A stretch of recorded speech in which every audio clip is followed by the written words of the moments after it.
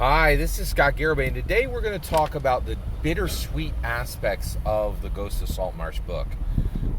I'm thinking a lot about the Ghost of Saltmarsh book right now. It is my favorite Dungeons and Dragons adventure, and it's one of the most valuable books in my D&D 5th edition collection. You know, the classic hardback, right?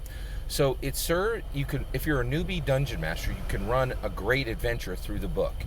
If you're a skilled veteran dungeon master, you use it as a setting book for Greyhawk, for Keoland, the realm. So Greyhawk, the actual plane, Keoland, the realm, and Saltmarsh, this very specific city, which is beautifully drawn in Ghost of Saltmarsh. Frankly, just it's one of the best locations I've ever seen done in 5th edition, right? So there's all these beautiful aspects of, and then as a player, anytime you're 10 feet away from even a dinghy, this book is going to be in your hand, and it's going to help you have this really awesome understanding of boats and really be able to talk the talk, right? It's just an incredibly useful book, right? So why is it? But it is, at this point, it's such a great book, and the success is so high on this book that it is very bittersweet. And let's talk about the bittersweet aspect of Ghost of Saltmarsh. The bittersweet aspect of Ghost of Saltmarsh is Kate Welch. So if you don't know, Kate Welch has a history with Dungeons & Dragons 5th edition, and it's very, very sad to me. I'm very sad about this, and because to me, when I read the Ghost of Saltmarsh book, there's this sweetness that this thing is so useful and so powerful and so well crafted, and frankly, in my opinion, serves as a template for how I want every D&D adventure to do that. Like, be useful to a noob, be useful to a noob DM, be useful to a veteran DM, be useful to any player. Like, how many adventure books are doing that? Virtually none, right? It's a near perfect template, right? So Kate Welch was the design lead on Ghost of Saltmarsh, right? So she built the best Dungeons & Dragons 5th edition adventure ever, but now Kate Welch is gone, right? So Kate Welch was brought in, I think she was brought in like 2017 or 2018. She was brought in by Mike Mearls, and in my humble opinion, she clearly was the chosen one. She was chosen specifically so that Ray Winninger would never happen. Ray Winninger is the 6th white, middle-aged male lead of Dungeons & Dragons, and there has never been anything but. From Rob Hainsou, Jonathan Tweed, Gary Gygax, Mike Mearls, you can just tick them down one by one by one, right? And the reality, and Ray Winninger is, and here's the thing, I was very frustrated with Ray Winninger at first, and now I'm a little even more frustrated because of his massive success. Ray Winninger is crushing it on Dungeons & Dragons right now, right? He did D&D Direct, and we have a slate of products that are hitting this year better than anything I've ever seen in Dungeons & Dragons 5th edition ever, right? We have two. We have these like a dungeon terrain case and a dungeon monster case, unprecedented. They should be the best.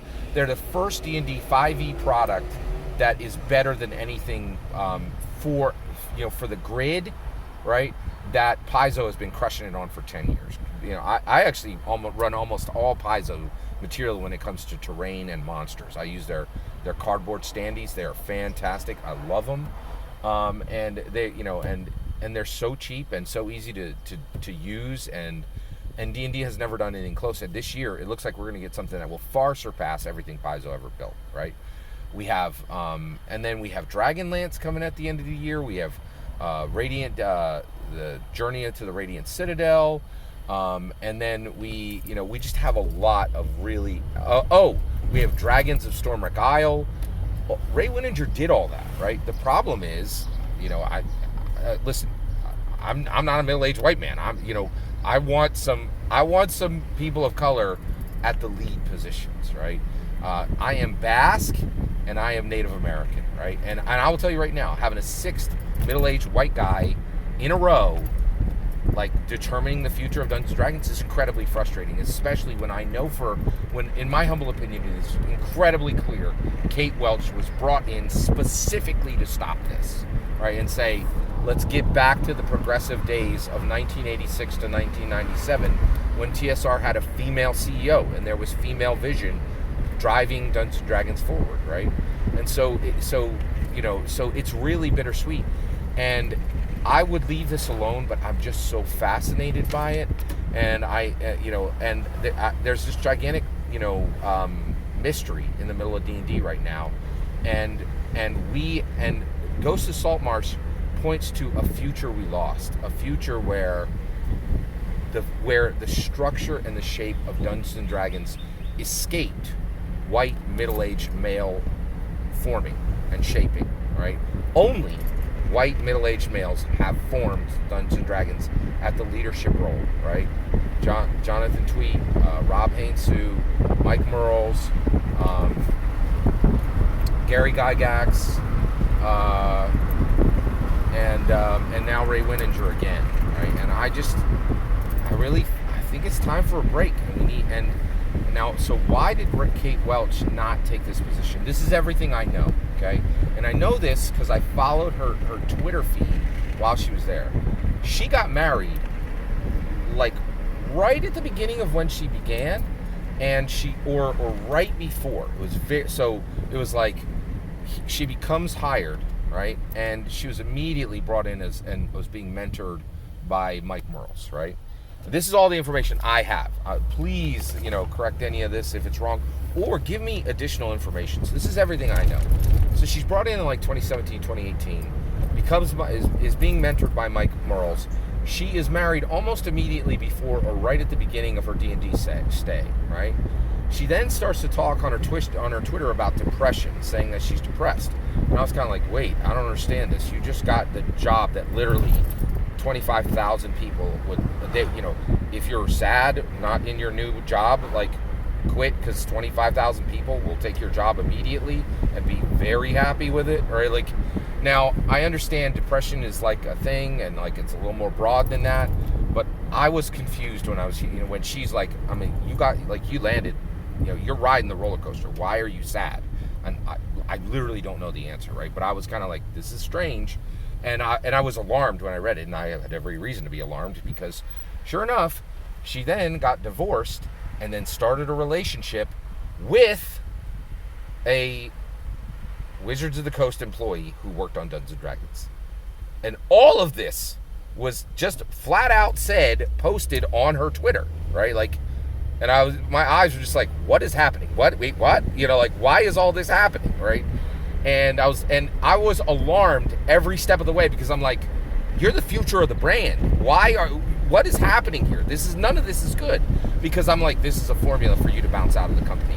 And that's exactly what happened, right? She bounced out of the company, and every single other person who's like, hey, could we get one period of time in history where the shape and structure of Dungeons & Dragons is not formed and shaped by a middle-aged white guy, right? Like, can we get someone else in here, please? Right? And, we fix this in America at the presidential level, but we need to fix this on the D&D level. And so Ghost of Saltmarsh is incredibly bittersweet for me for this reason. All right. I really am curious what happened. Why Kate Welch bounced out? We don't know the answer yet. I desperately want to know the answer. But I also, I want to respect everybody's, privacy. Everything I shared, all that was publicly stated on her Twitter, right? Like, and so, I'd love to know any other information you have on this. And I'd also like to know, when do you think we're going to finally reach that point where Dungeons & Dragons 5th edition, where Dungeons & Dragons as a brand has direction from somebody other than a middle-aged white guy? I'd love to hear your thoughts. Let me know in the comments below. Please consider liking and subscribing. By the way, I'm just going to say it. We got our 6th one in a row, and I hate that Ray Winninger's there. I really do. But he is crushing it. I'm not going to lie. He is delivering. That's a problem. It's a problem, man. We got to be transparent, right? I do not like the path we're on, but I have to admit, I sure do love the results. So, it's a problem. I'd love to hear your thoughts. Let me know in the comments below. Please consider liking and subscribing. Have a wonderful millennium.